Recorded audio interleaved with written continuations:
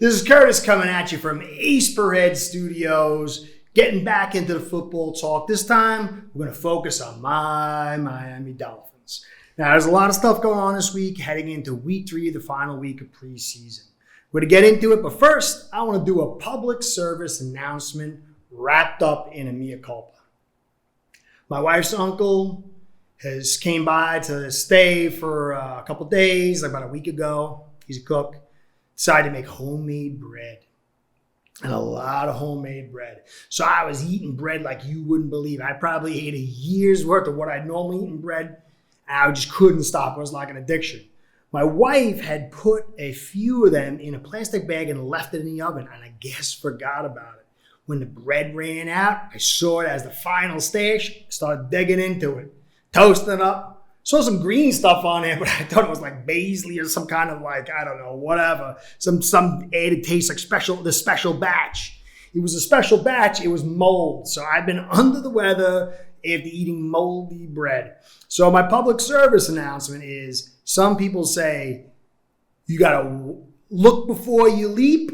I say look before you eat. So I'm sorry. I had a couple of videos I wanted to do. It kind of got slowed down. I had some ideas this week. I'm a little behind. I was going to do one on the offensive line, but some of the news is going to actually made it not worth it, so it kind of worked out on my end. But I'm still going to do the positive B-roll film from first and second week. I'll get that out probably tomorrow. So anyway, let's get into it. Did a tour video. I really felt good about my evaluation, put a lot of time into it. I did see some holes, some really good comments, made me think some other things. I had to reassess and maybe improve my evaluations here or there, but I felt really good about it. And I feel from what the tape was showing, I see that Tua is healthy. He's very healthy and a lot of stuff I liked. And I'm glad he's not going to play this week. I really don't see a need. I think he showed everything he needed to. He needs to rest his body up and get ready for week 1, which is going to be a very tough game. Fins fans, don't sleep on this game. And, really for me, this is his rookie season, as I've said. Definitely want to see the mechanical parts, the knowledge of the offense, how he responds in pressure. But I also want to see the body over the course of the season. If he stays healthy and he doesn't degrade like he did last year, his body degraded, you could see it over the course of the season. Did another video, 2.5 hours on that.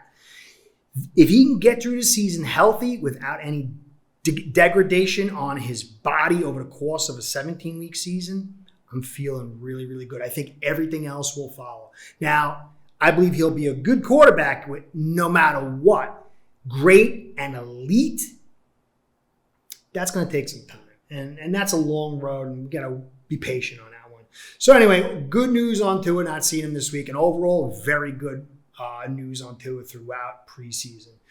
Then Fins cut Isaiah Ford. We drafted him a number of years ago. I liked him. I thought there was things I liked about his play. I thought maybe he was going to stick. It really didn't. He had a good early preseason, but it was too deep of a roster. So his cut was expected. Bowden Jr. was put on IR for hamstring injury, and that's a little complicated because if they put him on IR in preseason, that means he cannot play this year. But if they want him to play this year and put him back on IR for like a 3 or 6 week time period, they have to give him an injury settlement, then release him and see if anybody else signs him. And that should be their risk losing him. And they sacrificed a pick for him, and he showed something. So it's going to be really interesting to see how that shapes up. What are they going to do with Bowden Jr.? And then the surprise to me, but maybe not to a lot of people, was Jermaine Humanor got cut. Now, if you saw some of my previous videos, I was a little depressed that DJ Fluka got injured and was cut because I was really looking forward to him being a part of this line, maybe taking the Eric Flowers role, coming in at guard, being even a veteran backup. It was just a really nice piece for us to have. Played for the Ravens at tackle and guard. Just a really good piece for the offensive line. And when he went down, I saw Jermaine Humanor, and I started studying on him. So how he played for the Patriots. And I was like, all right, well, maybe this is the plan B. It's okay. Fluker's out, unexpected, but we got Humanor. He's going to fill that role. Well, he got cut, so maybe I was hyping him up in my own brain. And then to compound the issues, Agba was rushing Eichenberg and injured him. He's been out of practice 2 days now, and I don't know if it's a second injury on a different part of the body or the same part re-injured. But either way, he's out. And I think it's pretty clear right now that the starters for week 1 is going to be Austin Jackson, Solomon Kinley, Dieter, Robert Hunt, and Jesse Davis. And I've done a lot of tape on the offensive line. And I feel good about Davis. I feel good about Hunt and Dieter. Kinley, I like him in a pass game. I'm concerned about the run game, but it's Austin Jackson that really has me concerned. But it seems like they're going to go with him starting. It'll be interesting to see if he plays this week, but it looks like he is. So they're going to go to Foxborough with very potent edge defenders, especially Judon. Great defensive coordinator in Belichick. So this is going to be a real test on Jackson and the decisions that this staff and Brian Flores make at left tackle. Now, before you get into that, I'm thinking this is going to be a totally negative thing. I always like to hedge my bets and come from an angle of I might be wrong. And it stems from this movie I've watched for like almost 40 years now. Movie guy, just like most people. But this one movie I've seen it at least 100 times. It's called Excalibur. It's about King Arthur and the Arthurian mythos. And to me, it's just a brilliant cinematic brilliance. It's got Wagner's Ring, just a brilliant and amazing movie with kernels and nuggets of exceptional scenes and quotes of wisdom. And one of them is Arthur is now grown into a man, and he's leading his army, and he's trying to cross a bridge. And Lancelot, who he's not friends with, is on the other side of the bridge, and he's defending the bridge. And he refuses to let anybody pass who can't beat him in battle. So Arthur has sent all his knights, and they've all been beaten. And now he's getting angry. He's like, I'm going to go. And so he goes ready to ride up to fight Lancelot, and Merlin's on a stream. And he's looking... Arthur's looking at Lancelot, and he's on his white horse, and he's in his brilliant, like mirror reflective silver armor. And Merlin's in the stream trying to get a fish. And Arthur's staring at Lancelot, and Merlin's staring at the fish.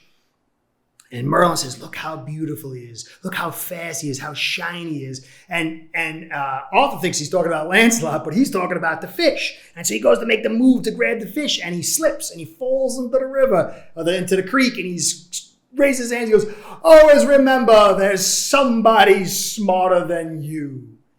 And that has always stuck with me. It could be the shining knight across the bridge, and it can be the fish in the pond. You always have to come from a place that you might be wrong. And this comes down to the trust. I like Jean Pierre, but I really don't know him as a coach, but I know Brian Flores. This is a serious move that whatever he does, and in some ways his hands tied behind his back because of these injuries, because, this is the roster. You got a first round pick. You got to try to make something of it. But it will be very interesting to see how they mitigate the situation, how they handle the situation. I'm going to trust. I'm going to go in with full trust. Hopefully I'll see some really good tape this week from Austin Jackson. But I'm going to go in there thinking that Brian Flores knows more than me about football. We'll see. The tape will show it. The tape will be clear. So hold on to your hats. And definitely that's going to be must-watch TV and certain film study. So at this situation, we had the starting 5 that we talked about. Eichenberg, unless it's a serious injury, on the roster. That's 6.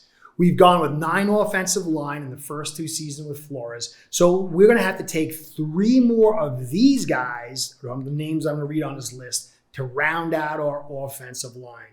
And we have Coleman, Pankey, who came back from an injury, Scurra, Jones, Neto, and Little. So this is going to be the foundation of the football team, which is the offensive line. And this is going to, unless some trade happens or some veteran gets cut, this is our offensive line. And it's going to be a big feather in the cap of this staff or it's going to be them eating crow, because this is critical. Everything else, the defense, the run game, the receivers, the quarterback, all depend on this offensive line. But again, we have to, Flores has earned our trust this season. So I'm going to let it ride. So that's going to be very, very interesting. And then next up, Javon Holland looked really good, but injuries have seemed to plague him. And Alan Poupart, I don't know. He's like famous. I see his name all the time, but I don't even know how it's pronounced. He says it's highly doubtful that Holland is going to start or be available week 1. Not the end of the world, but it kind of stinks a little bit, especially with Eichenberg also being nicked up and likely not starting. So this is a little bit of a downer, but I really want to end up on a good note. It's very easy to point out the players that have failed or appear to fail or are not doing what we expected. I always say give it time. Let it play out. We got to wait to the very end when they get released or they've totally done terrible before you call them a bust. But let's focus on Rayquam Davis. To me, he's one of the best picks the Dolphins have made in years. This guy is high impact. And he recently was trained, getting some ideas and training from Vince Wilfork. This kid is a monster, and I think he's going to go to the next level this year. And you have to just, like I said, tip your hat. There's so many names out there that this regime and front office and staff have pulled in that are so good. We just might have to wait for the rest of the guys to come into tow. But Davis is going to be something special. I really feel good about this kid. So he's definitely a focus you got to keep in your mind. And before we go into the season, as fans, we want a team that's scrappy, that has intestinal fortitude, that doesn't say die, it doesn't have quit. And I think this team is that. But in the same token, we fans need to have that same intestinal fortitude. I think it's going to be a rough first couple of weeks. I think that it's not going to go as a lot of fans think. But I think ultimately, as the situation balances out, much like the Patriots, who don't always start out hot, but as time goes on, they get stronger and stronger. And I think that's the season. That's the way this season's going to be for Miami. So fans, we got a preseason game coming up. There's a lot of questions. There's a lot of still young guys. There's a lot of injured guys, but nothing like season ending. And that's the good point. At a certain point, these guys are going to get healthy. They're going to come together. Let's be a fan base that has strong intestinal fortitude. Hopefully we start out hot, beat the Patriots, and make a run for it. But if not, don't get worried for the first couple of games. It might not go the way you want, but it's about how you finish, not how you start. And I think this team's going to finish well. So this is Curtis saying thank you for staying through my little stories here and the news. Please like, comment, and subscribe. Comments mean the most. I'm a little behind on the comments because of the bad bread. I'm getting back to them, but I love comments. I really do learn from you guys. I really do. I'm going to start doing some podcasts that are just based on your guys' comments and show you how much is really to learn. This forum, this community, I think I said it in another video too, but I'll say it again. One of the owners of Ace Per Head called, and he's like, I can't believe how positive the comments are. He's like, and he's a really positive guy, and he was getting so positive over how positive you guys are, how constructive you guys are. So I really appreciate that.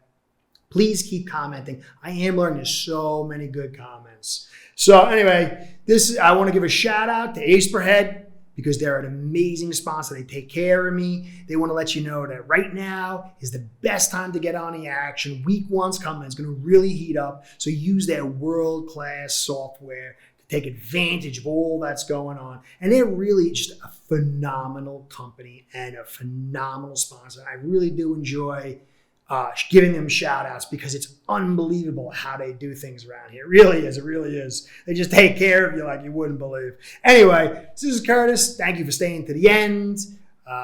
Be well. Catch you next time, and go Fins.